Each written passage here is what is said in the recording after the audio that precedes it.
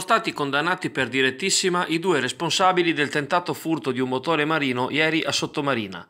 Si tratta di Vincenzo Fortuna, chiamato Claudio, che sarà detenuto agli arresti domiciliari, e di Gabriele Siviero, obbligato a firmare in commissariato di pubblica sicurezza. Entrambi erano già noti alle forze dell'ordine per reati precedenti e per fatti di droga. Il giudice monocratico del Tribunale di Venezia ha così convalidato l'arresto operato ieri mattina alle 8:30 dagli agenti di polizia, che hanno colto in flagranti i due pregiudicati nell'atto di asportare lo Yamaha 25 da un'imbarcazione ormeggiata lungo la riva meridionale del Lusenzo. Fortuna ha a suo carico una detenzione per furto, oltre a svariate denunce per condotta violenta nei confronti della fidanzata e della figlia, e anche per spaccio di stupefacenti. A dicembre era fuggito alle accuse di aver sottratto una bicicletta nelle calli di Sottomarina Vecchia.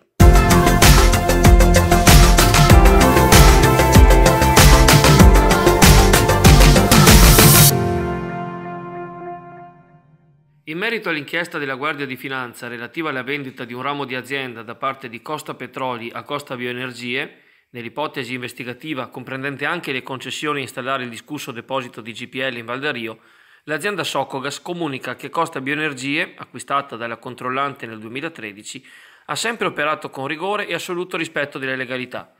Spiace rilevare, osserva la nota di Socogas, ancora una volta la volontà di confondere atti ascrivibili a terzi, nel caso di specie alla fallita Costa Petroli e ai suoi amministratori, e l'operato della nuova compagine societaria di Costa Bioenergie.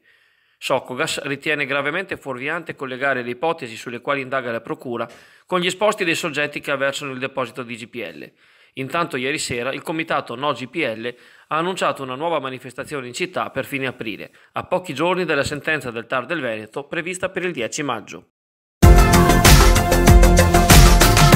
Questi qua sono tutto, basta mettere a bagno, a bagno Maria e dopo ti tagli a fette surgelano? Surgelano. Sono al frigo, la prossima volta, se la sera la novità per me a casa non mi manca mai. Nel 2015, in un sobbalco dell'attuale sezione del PD in via San Marco Sottomarina, è stato rinvenuto un carteggio del Comitato di Liberazione Nazionale, relativo alla ricostruzione della città nell'immediato dopoguerra, comprensivo di elementi notevoli riguardanti l'avvio del turismo di massa sul litorale e delle realtà associative che hanno retto la comunità. Ora questo materiale viene messo a disposizione della città e del suo archivio storico. Oggi pomeriggio, in occasione delle celebrazioni per l'anniversario dell'Unità Nazionale, dalle ore 18 alla sala conferenze del Museo Civico della Laguna Sud in Campo Marconi a Chioggia, il segretario comunale Terry Manfrin lo consegnerà all'assessore alla cultura Isabella Penzo, alla dirigente Maria Elisa Freguggia e all'archivista Manuela Sgobbi.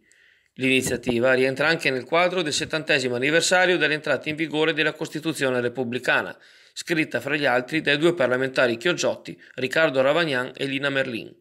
All'incontro parteciperanno anche gli storici locali Gina Duse, che ha preziosamente curato e catalogato i reperti, e Sergio Ravagnan.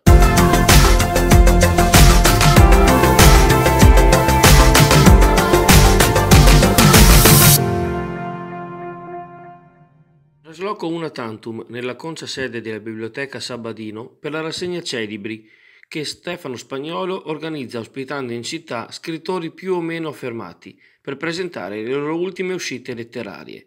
Oggi dalle ore 18 sarà la volta di Roberto Pittarello, che in collaborazione con l'associazione Creati illustrerà il suo volume Munari dei bambini, edito LIF.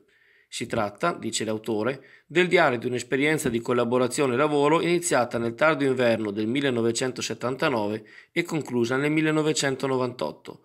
Alcune intuizioni del grande disegnatore Bruno Munari sono diventate per il professore di Sant'Angelo di Piove l'occasione di aprire all'arte la frontiera della didattica.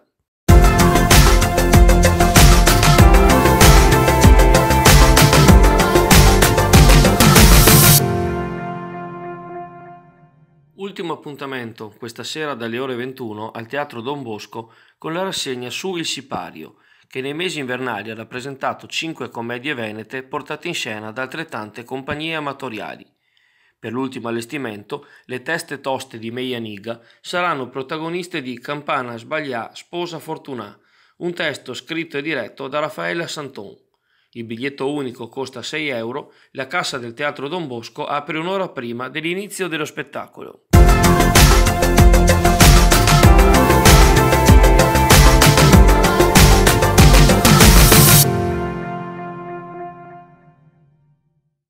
Amici di Network Azzurra, buongiorno, buon sabato ed ovviamente buon weekend, anche se non sarà certamente un buon weekend dal punto di vista meteorologico.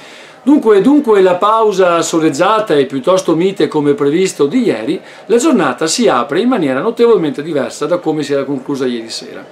Una depressione mediterranea sposta correnti sud-occidentali di matrice appunto africana verso le nostre zone, apportando una fase di maltempo, quindi un'instabilità perturbata, per buona parte di questo weekend.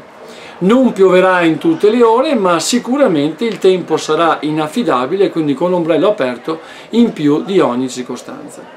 Dunque una situazione piovosa, come vi ho detto, che si alternerà durante l'arco di tutta la giornata e probabilmente anche di domani, salvo qualche pausa asciutta nel pomeriggio di domani appunto.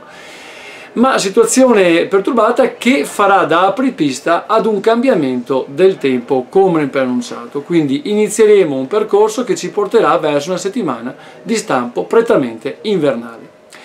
Per ciò che concerne quindi la giornata, sarà orientata a correnti diciamo in quota da sud, e mentre diciamo a terra avremo una discreta bora che farà salire anche il livello di marea, perché avremo due punte di marea quest'oggi, una verso mezzogiorno, verso le 11 di 105-110 e un 110 previsti per questa notte verso le 11:30, mezzanotte.